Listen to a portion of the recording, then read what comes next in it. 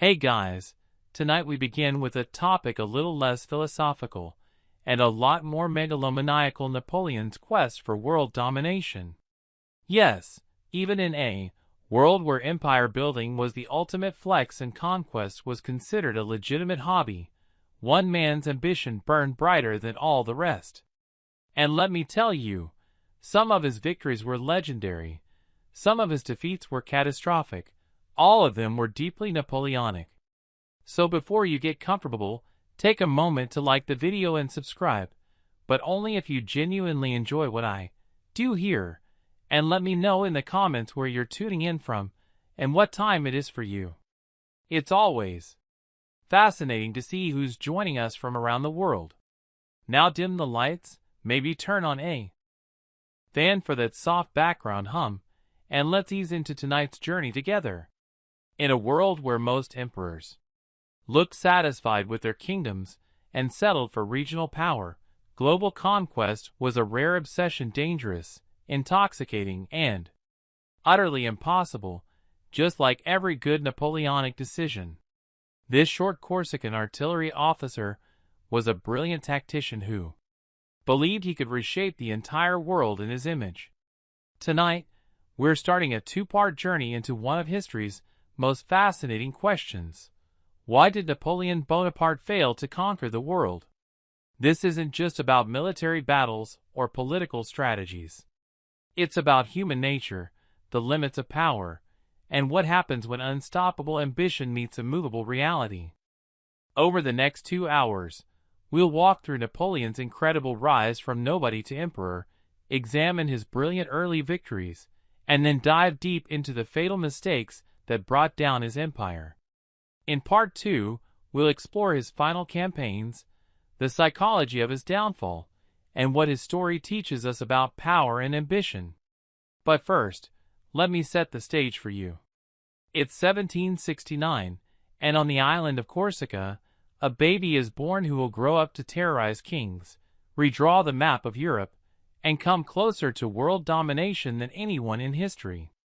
His name is Napoleon Bonaparte, and his story is about to get very, very interesting. To understand why Napoleon failed, we first need to understand how he succeeded so spectacularly. Because make no mistake, this man's early career was nothing short of miraculous. In just 15 years, he went from being a minor noble on a backwater island to the Emperor of France and master of most of Europe. Napoleon was born into a world of revolution. The French Revolution began when he was 20, and while most young nobles were fleeing France or getting their heads chopped off, Napoleon saw opportunity. The old system was collapsing, which meant there was room for new talent to rise. And Napoleon had talent in abundance. He wasn't just smart, he was obsessed with learning. While other young officers were partying or chasing women, Napoleon was reading military history, mathematics, philosophy, literature. He devoured it all. He read so much that his fellow officers called him the bookworm. But this wasn't just academic knowledge. Napoleon was studying how to win. His first big break came in 1793 during the siege of Toulon. The city had rebelled against the revolutionary government, and British ships were supporting the rebels. Napoleon, just 24 years old, was put in charge of the artillery. He came up with a brilliant plan that forced the British fleet to abandon the harbor, and Toulon fell. Overnight, Napoleon became a hero. He was promoted to general, and more importantly, he had proven something crucial: he could think differently than other commanders. While they saw problems, he saw solutions. While they followed rules, he rewrote the game. But here's what made Napoleon truly special: he understood that war wasn't just about tactics. It was about psychology, logistics, and timing. He realized that an army's morale was as important as its weapons. He discovered that moving fast could be more valuable than having more soldiers. And he learned that sometimes the threat of attack was more powerful than the attack itself. The Italian campaigns of 1796 to 1797 proved all of this. Napoleon was given command of the Army of Italy, which was basically a collection of Hungary, unpaid soldiers that nobody expected to accomplish much. Within a year, he had defeated the Austrians, conquered most of northern Italy, and made himself the most famous general in Europe. How did he do it? Speed and surprise. While his enemies were still planning their next move, Napoleon had already made 3 moves and was planning his 4th. He would split his forces, attack from unexpected directions, and force his enemies to fight on his terms. It was like playing chess against someone who could move twice for every one of your moves. But Napoleon wasn't just winning battles, he was winning hearts and minds. He treated his soldiers like family, sharing their hardships and celebrating their victories. He promoted based on merit, not birth. Poor farmers' sons could become generals if they proved themselves. This created incredible loyalty among his troops, who would follow him anywhere. The Egyptian campaign of 1798 showed both Napoleon's genius and his first hints of dangerous overconfidence. The military objectives were questionable. Invading Egypt to threaten British trade routes to India was ambitious to the point of fantasy. But Napoleon saw it as a chance to become a legend, like Alexander the Great. And in many ways, he succeeded. The Battle of the Pyramids was a spectacular victory that captured imaginations across Europe. Napoleon had defeated the Mamluks, the warrior caste that had ruled Egypt for centuries, in a single afternoon. He posed for paintings next to the Great Pyramid. He brought scholars to study ancient Egyptian civilization. He was becoming more than a general, he was becoming a brand. But the Egyptian campaign also revealed Napoleon's first major character flaw.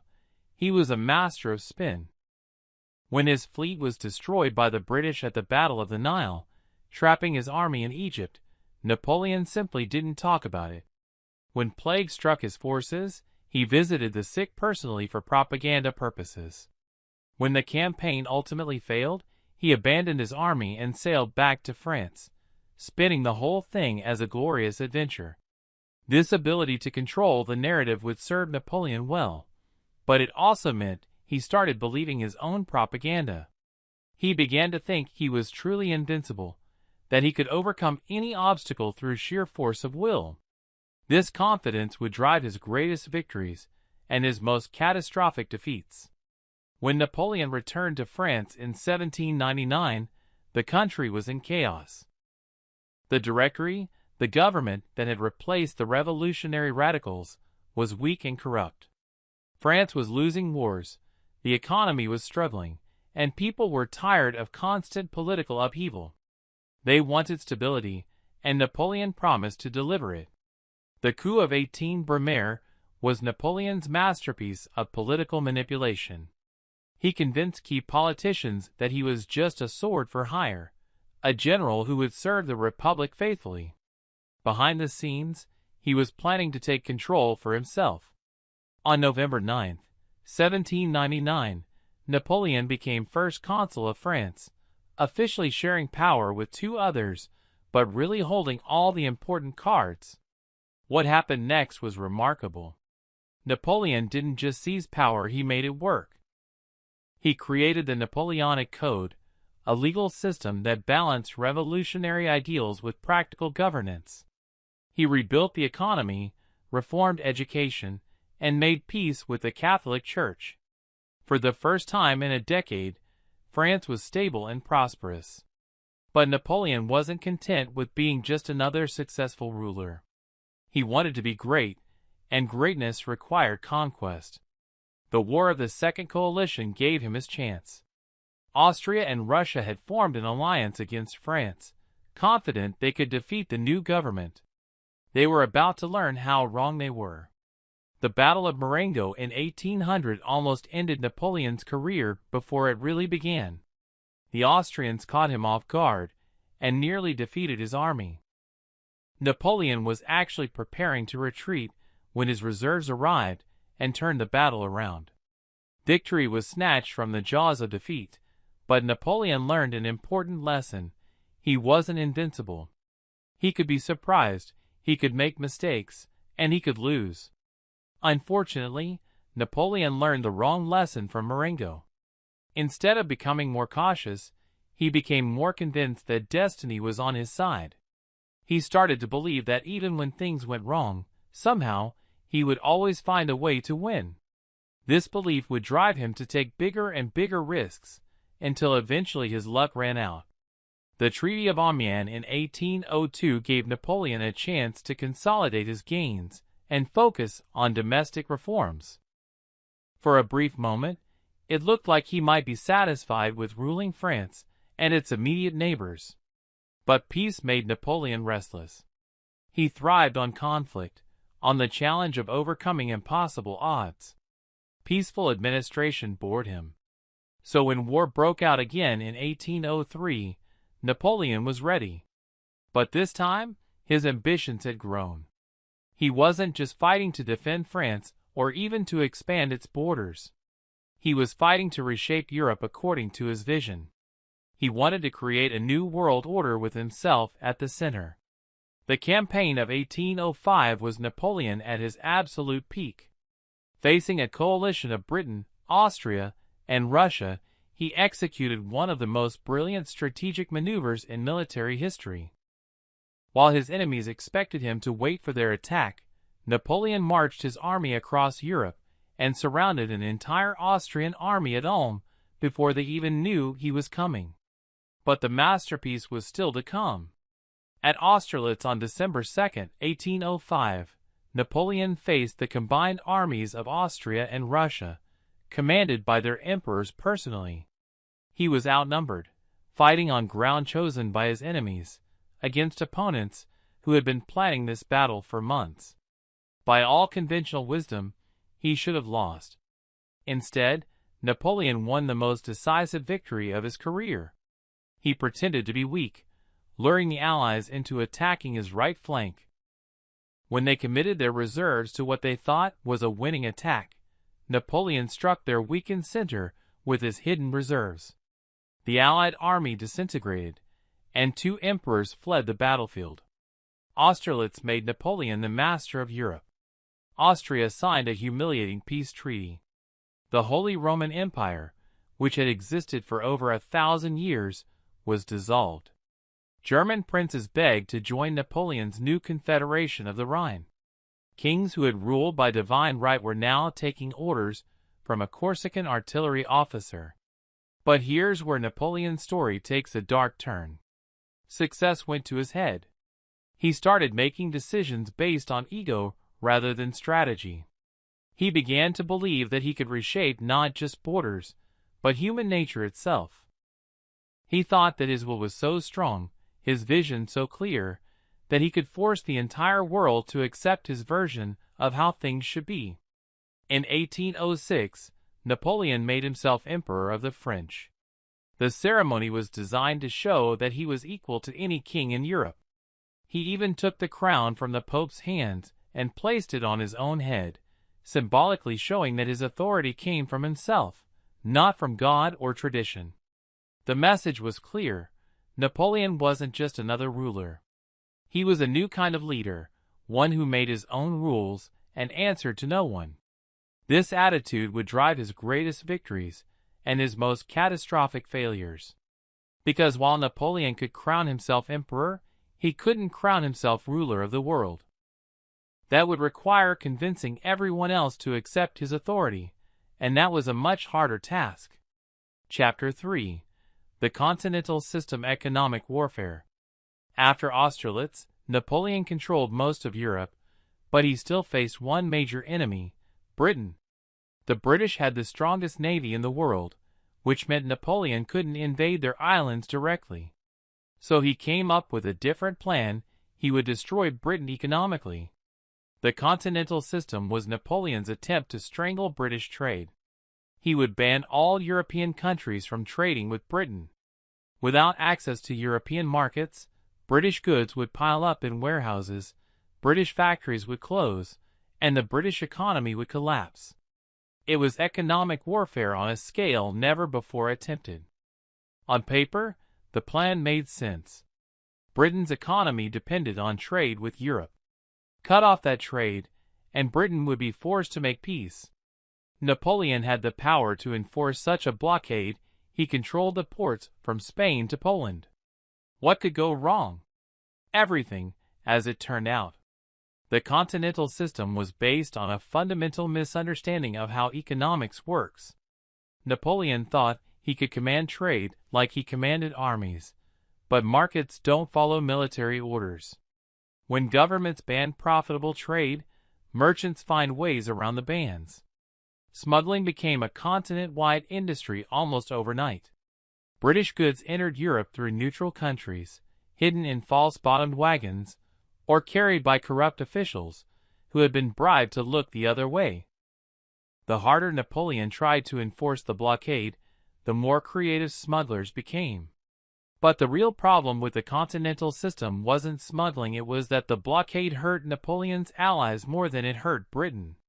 European merchants, who had built their businesses around British trade, were ruined. Industries that depended on British raw materials shut down. Even French manufacturers suffered because they couldn't get the materials they needed. Napoleon's own brothers, whom he had installed as kings in various European countries, began ignoring the continental system when it suited them. Jerome, the king of Westphalia, openly traded with British merchants. Joseph, the king of Spain, issued secret permits for British trade. Even in France, Napoleon had to issue exceptions to his own system to keep the economy functioning. The British, meanwhile, adapted to the blockade by finding new markets. They increased trade with their colonies, developed new trading partners in South America and Asia, and even found ways to trade with Europe through neutral countries. The continental system was supposed to destroy British commerce, but British exports actually increased during the blockade years. By 1810, it was clear that the continental system was failing. British goods were still reaching European markets, the British economy was growing, and Napoleon's allies were increasingly resentful of the economic hardship the blockade was causing them. But Napoleon couldn't admit failure. He had staked his reputation on the system, and backing down would make him look weak. So instead of abandoning the continental system, Napoleon decided to enforce it more strictly. This decision would lead directly to his two greatest disasters, the Peninsular War in Spain and the invasion of Russia. Both conflicts started because Napoleon was trying to force unwilling allies to maintain the blockade against Britain. The continental system revealed Napoleon's first major blind spot. He understood military power, but not economic power. He thought that because he could order armies to march, he could order economies to function according to his wishes.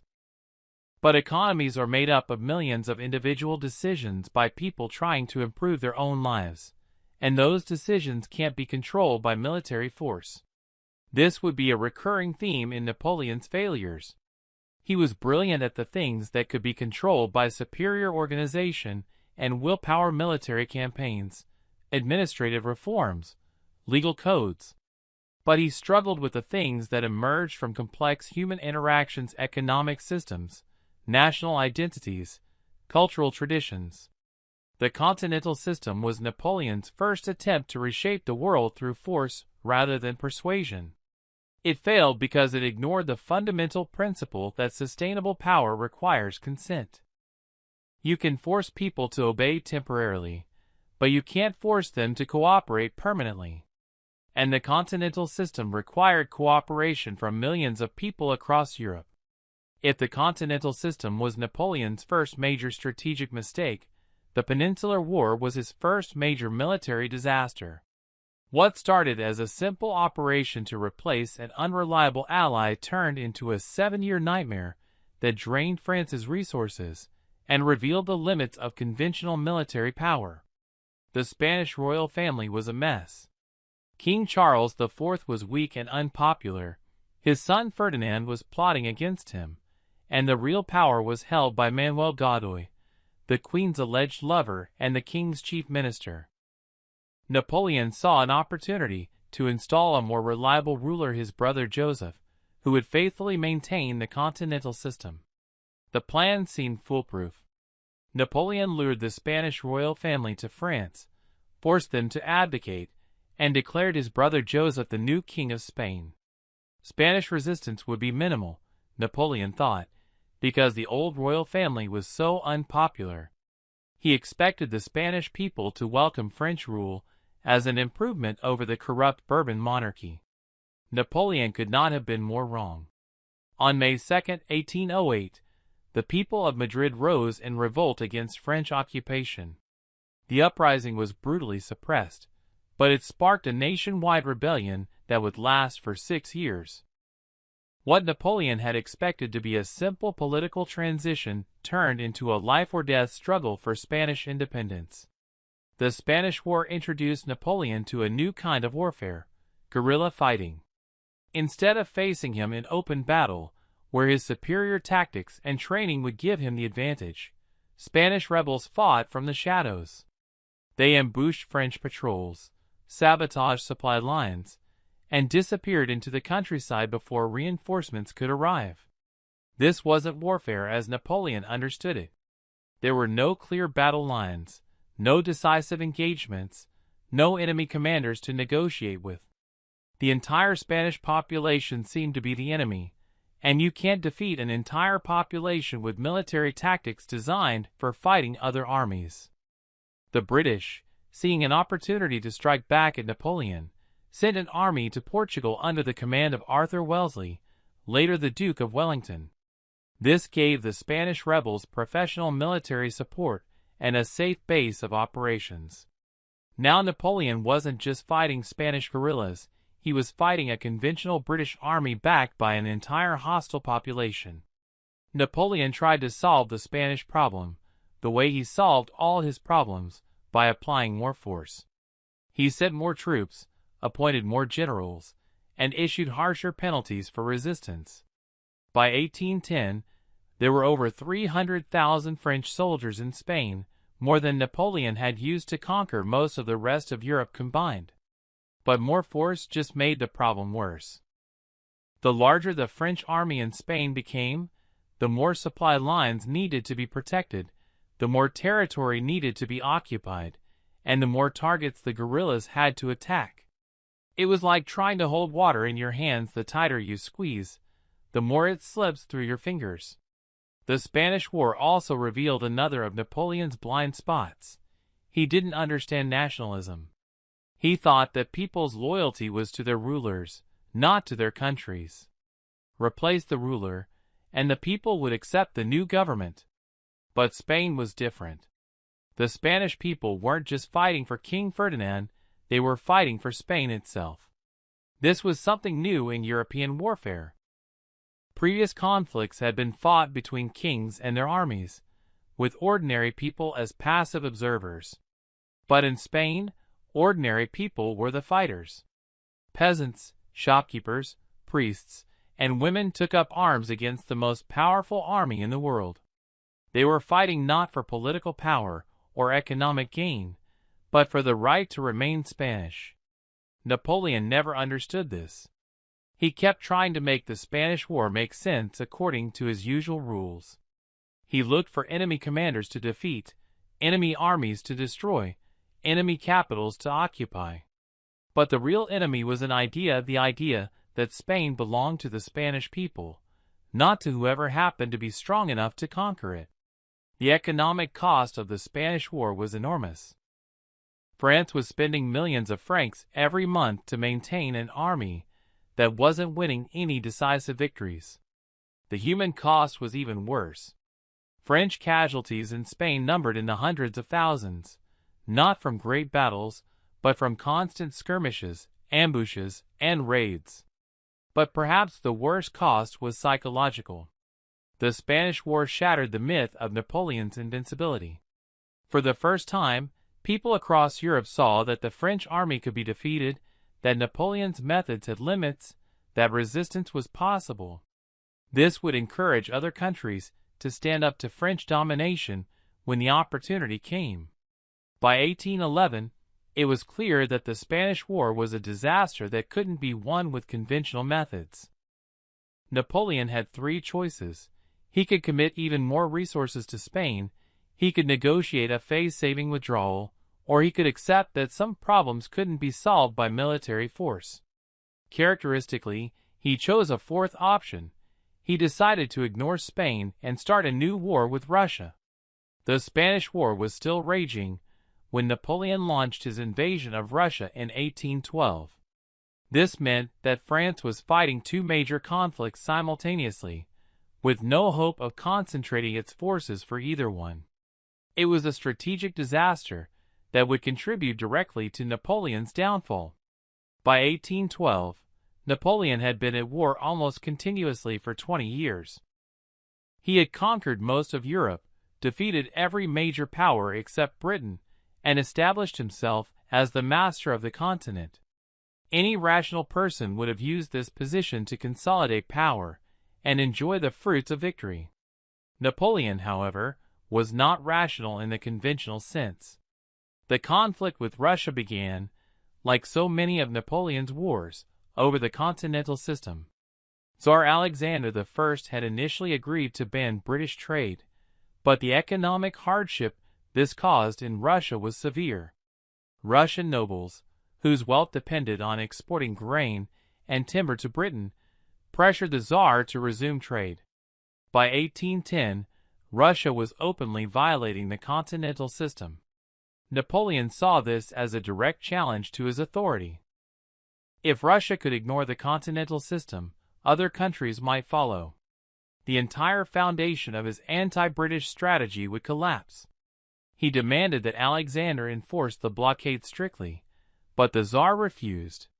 This left Napoleon with two choices: accept that his authority had limits, or use force to compel Russian compliance.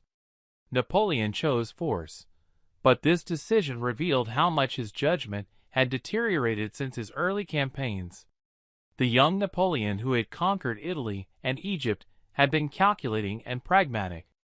He took risks, but they were calculated risks based on realistic assessments of his chances.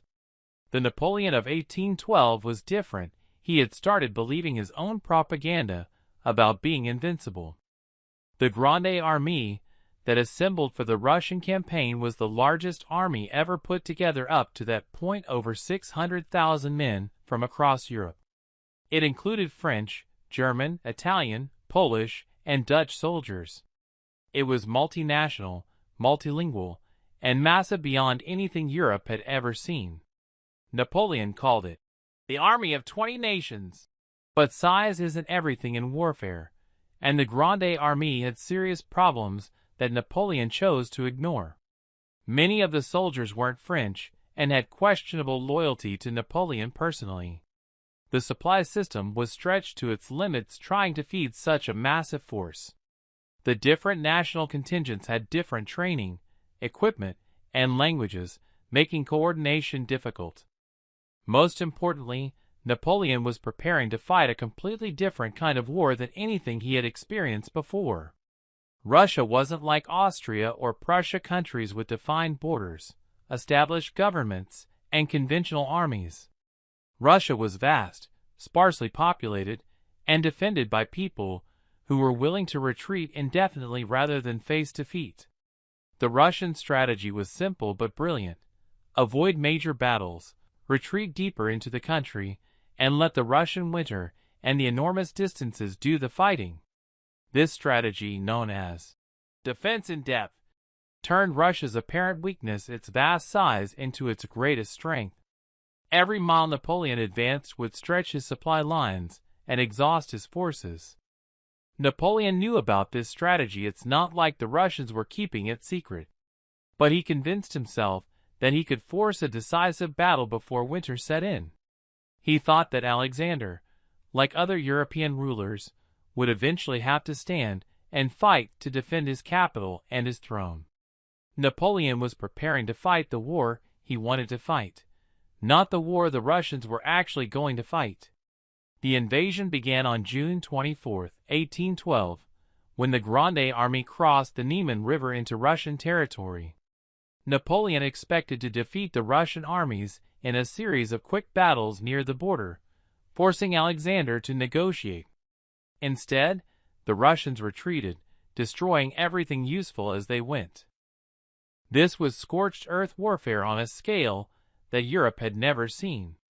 At first, Napoleon's confidence seemed justified. The Grande Army advanced rapidly, capturing territory and winning skirmishes. But they weren't winning decisive battles, and they weren't capturing the Russian armies. Every day of advance brought them deeper into an increasingly hostile landscape, farther from their supply bases, and closer to winter. The Battle of Smolensk in August 1812 should have been Napoleon's wake-up call. The city was burning when the French arrived, destroyed by the retreating Russians. There was no food, no supplies, and no indication that the Russians were ready to negotiate. Napoleon's generals began suggesting that they should stop the advance and establish winter quarters. Napoleon refused to listen. He had come too far to turn back without a decisive victory. He convinced himself that Moscow was the key. If he could capture the Russian capital, Alexander would have to surrender. It was the same thinking that had worked in Vienna, Berlin, and other European capitals. But Moscow wasn't like other European capitals, and Russia wasn't like other European countries. The Battle of Borodino on September 7, 1812, was the bloodiest single day of the Napoleonic Wars. The Russians finally stood and fought, but not because they were protecting Moscow. They were buying time for the city to be evacuated. Both sides suffered enormous casualties, but neither achieved a decisive victory. The Russians retreated, but their army remained intact. Napoleon declared Borodino a victory, but it was a hollow triumph. He had lost 30,000 men, including many of his best officers. The Russian army was still functional and still retreating. Winter was approaching, and Napoleon was still hundreds of miles from his supply bases. Any competent general would have recognized this as a disaster in the making. But Napoleon pushed forward to Moscow, convinced that capturing the ancient capital would force Alexander to negotiate. On September 14, 1812, the Grande Army entered Moscow without a fight.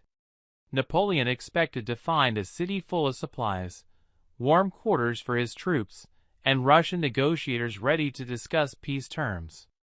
Instead, he found an empty city. The Russians had evacuated almost the entire population, taking or destroying everything useful. Worse, fires began breaking out across the city, whether set by Russian agents or started accidentally. No one knows for certain.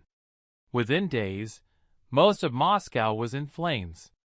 Napoleon was trapped in a burning city with winter approaching, no supplies, and no enemy to negotiate with. He had spent 20 years conquering Europe by forcing his enemies to fight on his terms. Now he was fighting on their terms, and he didn't know how to adapt. He waited in Moscow for 5 weeks, hoping that Alexander would come to him begging for peace. Alexander never came. The Tsar had made a decision that Napoleon couldn't comprehend. He would rather see his own capital burn than negotiate with the French emperor. This was a level of ruthlessness and determination that Napoleon hadn't encountered before. It showed him that there were limits to what military power could accomplish. On October 19, 1812, Napoleon finally accepted reality and began the retreat from Moscow. But it was already too late. Winter had arrived early, the Russian army was harassing his flanks, and his supply lines had completely collapsed. The Grande Army that had marched into Russia was about to be destroyed by cold, hunger, and constant attacks from Cossack raiders. The retreat from Moscow became one of history's greatest military disasters. Soldiers died of cold and starvation by the thousands. Equipment was abandoned, discipline collapsed, and the multinational army that had conquered Europe disintegrated into a mob of survivors trying to reach safety. Napoleon abandoned his army in December 1812, racing back to France to raise new forces. Of the 600,000 men who had marched into Russia, fewer than 40,000 would make it back in fighting condition. The Grande Army had been annihilated, and with it, Napoleon's reputation for invincibility. The Russian campaign revealed all of Napoleon's fundamental flaws as a strategist. He had confused tactical brilliance with strategic wisdom. He had believed that his will was strong enough to overcome any obstacle. He had ignored the basic principles of logistics and geography. Most importantly, he had failed to understand that different enemies required different strategies. Russia wasn't Austria or Prussia, countries that could be defeated by winning a few decisive battles.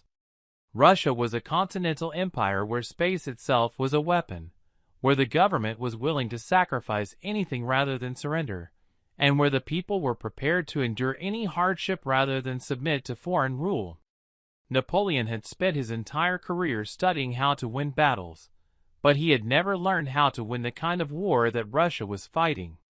He was a master of conventional warfare, but Russia wasn't fighting a conventional war. They were fighting a war of national survival, and that's a very different thing. Chapter 7. The coalition forms. Europe unites against Napoleon. The destruction of the Grande Armée in Russia changed everything. For the first time since 1805, Napoleon looked vulnerable. The myth of his invincibility had been shattered, and every enemy he had ever defeated began to smell opportunity. The Sixth Coalition against France was about to form, and this time it would not be defeated. Prussia was the first to move. King Frederick William III had been Napoleon's reluctant ally since 1807, but he had never forgotten the humiliation of French occupation. When news of the Russian disaster reached Berlin, Prussian patriots like Baron von Stein began organizing resistance. The Prussian army, rebuilt with French-imposed limitations, was ready to strike back. The Prussian declaration of war on France in March 1813 was different from previous conflicts. This wasn't just a political decision by a king and his ministers, it was a popular uprising. The Prussian people, inspired by writers like Johann Gottlieb Fichte and Ernst Moritz Arndt, saw this as a war of liberation, not just another dynastic conflict. Austria was more cautious.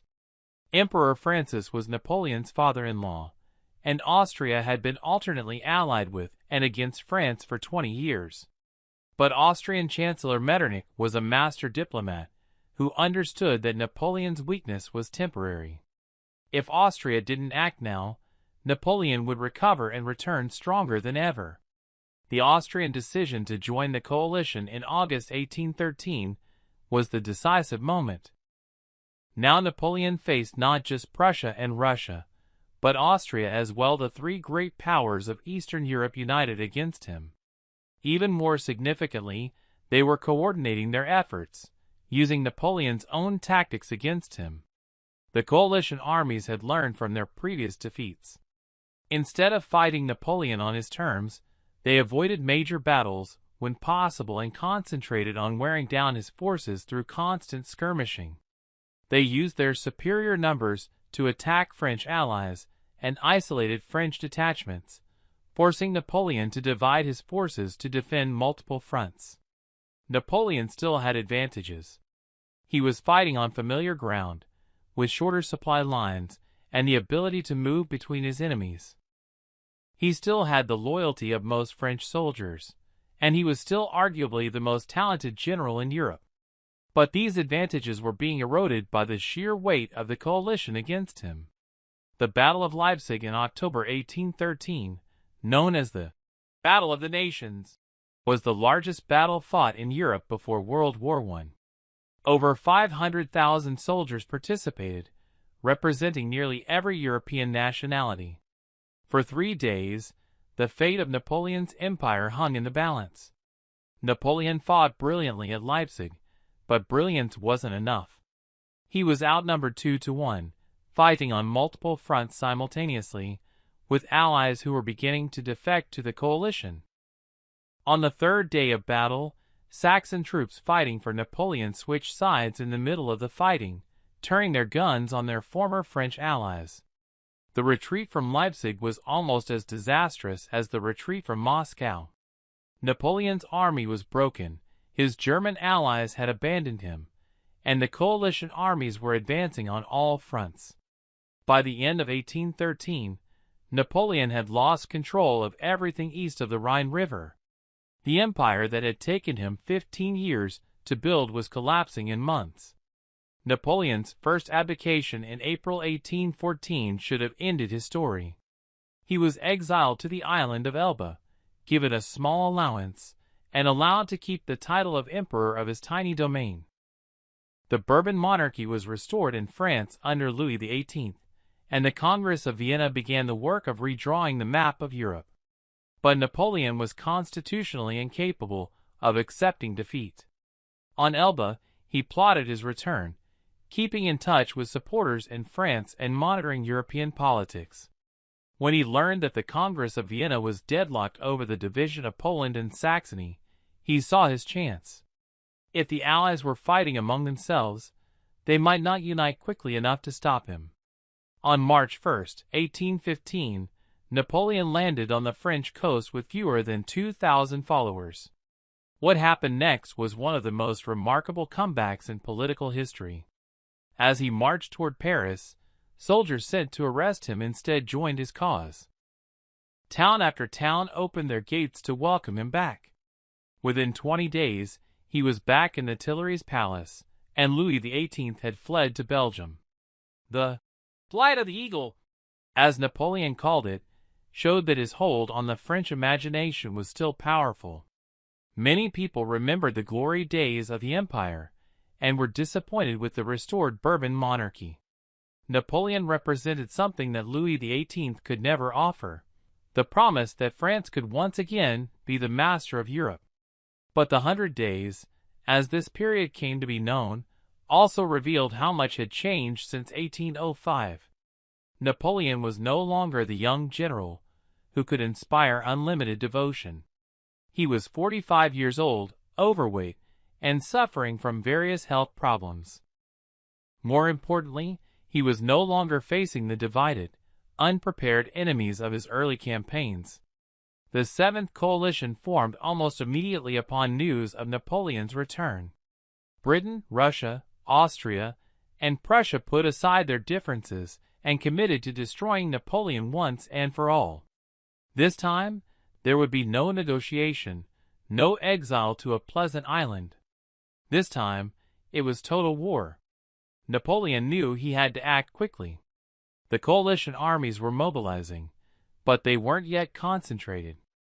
If he could defeat them piecemeal, as he had done so many times before, he might still turn the situation around. The plan was to strike at the Anglo-Dutch army under Wellington and the Prussian army under Blücher before they could unite. The Waterloo campaign began promisingly for Napoleon. At Ligny on June 16, 1815, he defeated Blücher's Prussians, seemingly knocking them out of the immediate fight. At Quatre-Bras the same day, Marshal Ney fought Wellington to a draw. It looked like Napoleon's old magic was working. He was dividing his enemies and defeating them separately. But the coalition had learned from their previous mistakes. Instead of being paralyzed by defeat, Blücher regrouped his forces and marched to support Wellington. The Prussian general was 72 years old and had been injured at Ligny, but he understood that this was the moment to finish Napoleon forever. The Battle of Waterloo on June 18, 1815, was Napoleon's last chance to remain Emperor of France. He had 72,000 men against Wellington's 68,000, with the possibility that Blücher's 45,000 Prussians might arrive before the battle was decided. The odds were close enough that victory was still possible. For most of the day, it looked like Napoleon might win. His artillery pounded the Anglo-Dutch lines, his cavalry charged repeatedly against Wellington's squares, and his Imperial Guard prepared for the final assault that would break enemy resistance. Wellington later said it was the nearest run thing you ever saw in your life. But at the crucial moment, everything went wrong for Napoleon. Marshal Grouchy, who was supposed to prevent Blücher from reaching the battlefield, failed to intercept the Prussians. The Imperial Guard, Napoleon's elite reserve that had never been defeated, was repulsed by British infantry. And just as Napoleon was preparing one last desperate attack, Blucher's Prussians arrived on his flank. The French army disintegrated. Soldiers who had followed Napoleon from Egypt to Moscow, who had conquered half of Europe and defeated every major power, broke and ran. The emperor who had seemed invincible for 20 years was finally, definitively beaten. Napoleon's second abdication came 4 days after Waterloo. This time, there would be no comfortable exile to Elba.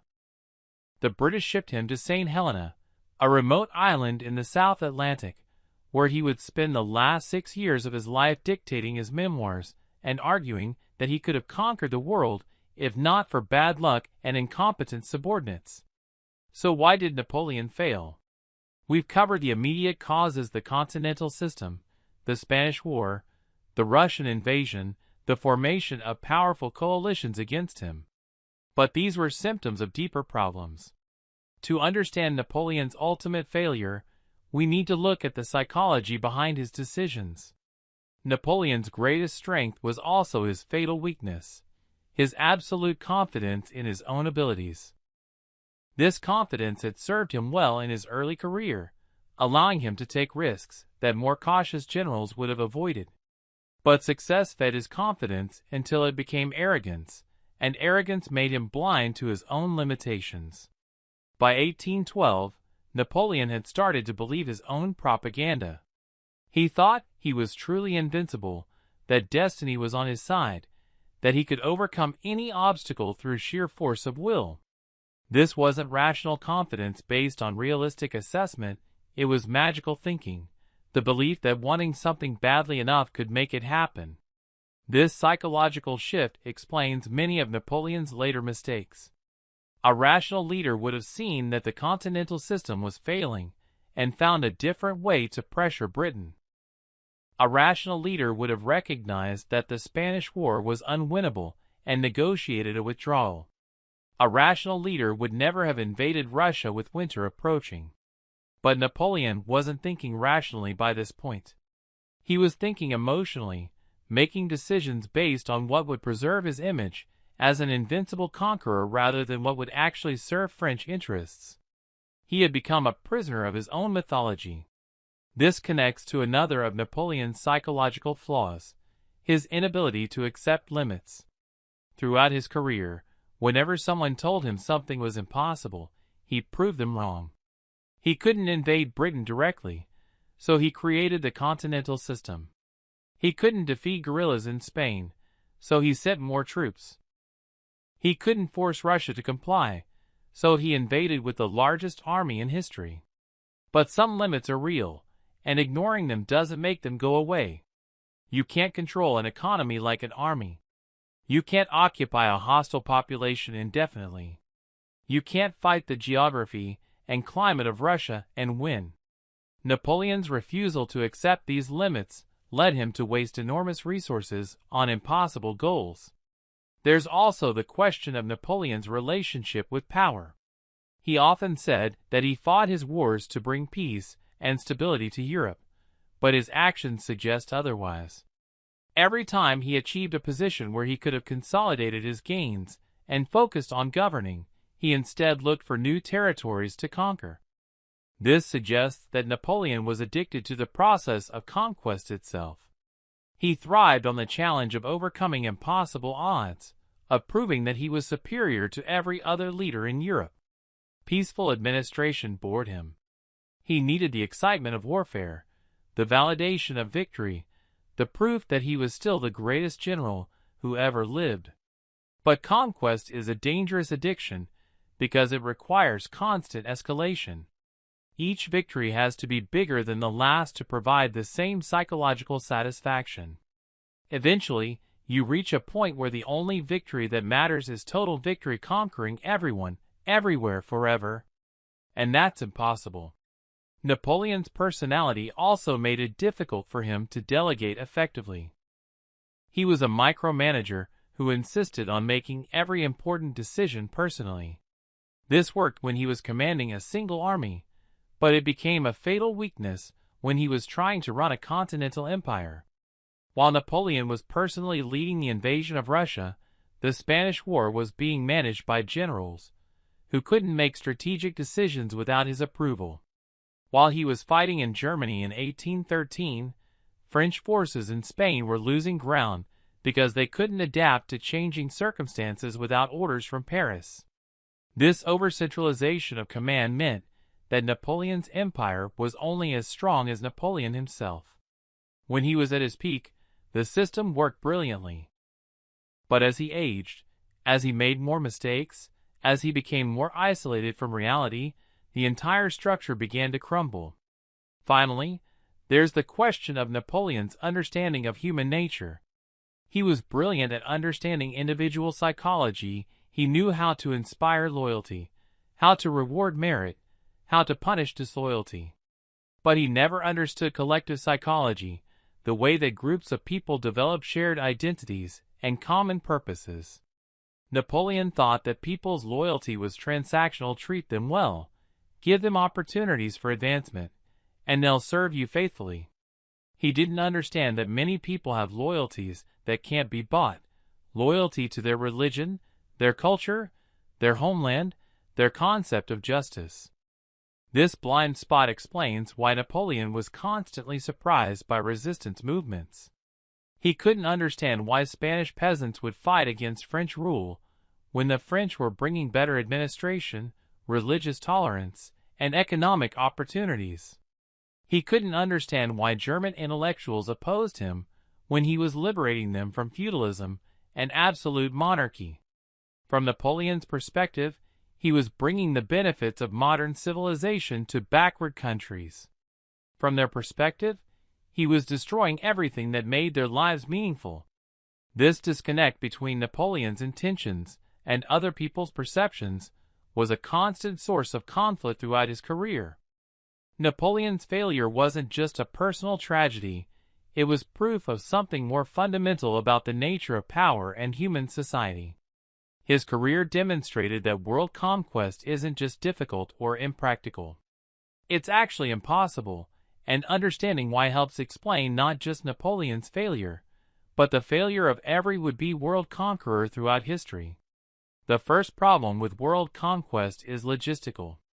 The technology of Napoleon's era simply couldn't support a truly global empire.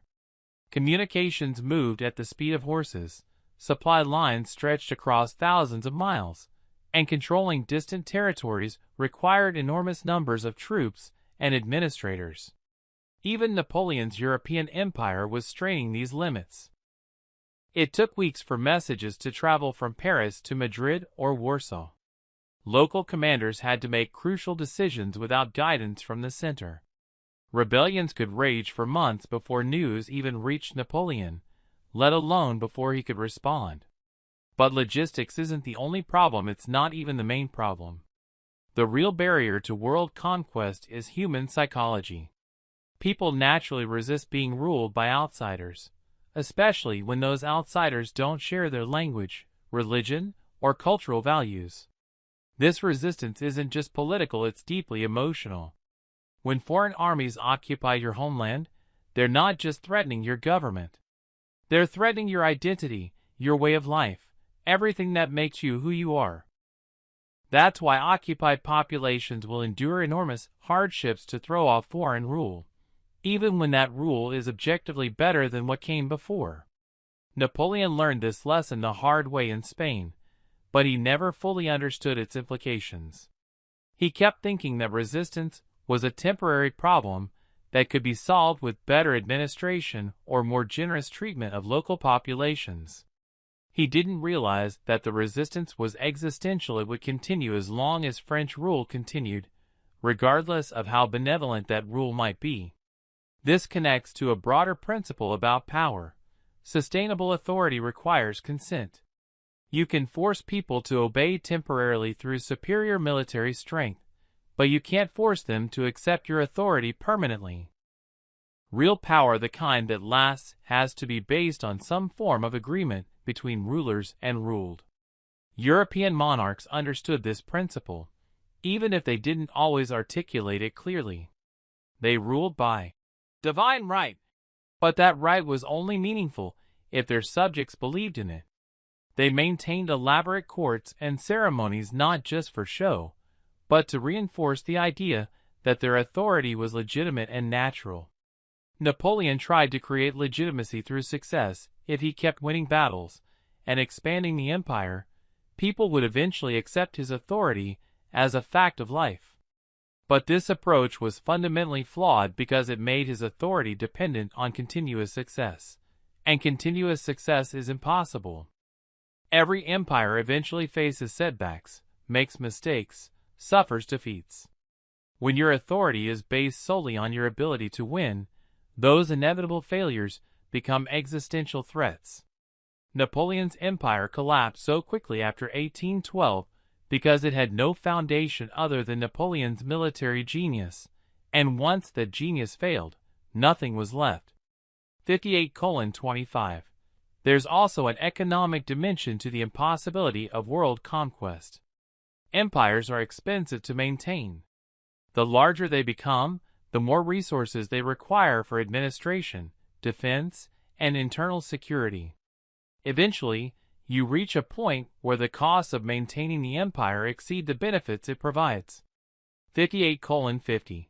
Napoleon's empire was approaching this point by 1810. The continental system was costing more than it was gaining. The Spanish War was a massive drain on French resources. The need to garrison conquered territories meant that France was supporting hundreds of thousands of soldiers who weren't productively employed. But the fundamental problem with world conquest goes deeper than logistics, psychology, or economics.